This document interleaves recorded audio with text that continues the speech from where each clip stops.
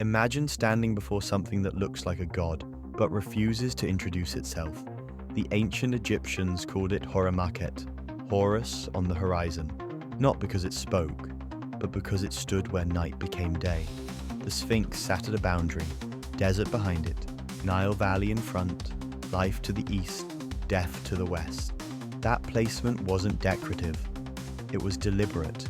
Ancient beliefs said the Sphinx awakened the sun god each morning, a reminder that orders are returned every day, whether humans were paying attention or not, and for long stretches of history, they weren't. The Sphinx wasn't destroyed, it wasn't toppled, it didn't fall out of favor, it was covered, not a statue meant to be seen, but a relic that spent most of its life buried, its body erased by sand, only its head visible, like a thought no one finished writing down. When we picture ancient Egypt, we think of pyramids, colossal kings, and walls packed with hieroglyphs.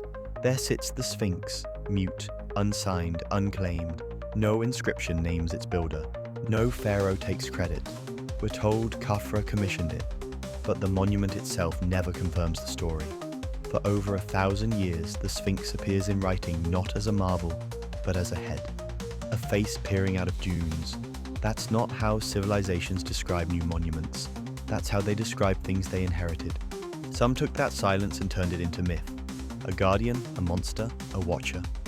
Others treated it as something more unsettling, a monument whose purpose wasn't to speak, but to endure. So before we ask what the Sphinx is, we have to ask a harder question. Why did something this large, this deliberate, spend so much of history being ignored? Because monuments don't lose their stories by accident, and the Sphinx feels less like something that was forgotten, and more like something history never quite knew what to do with. Hit the subscribe and follow along as we reveal the Sphinx for the first notable time.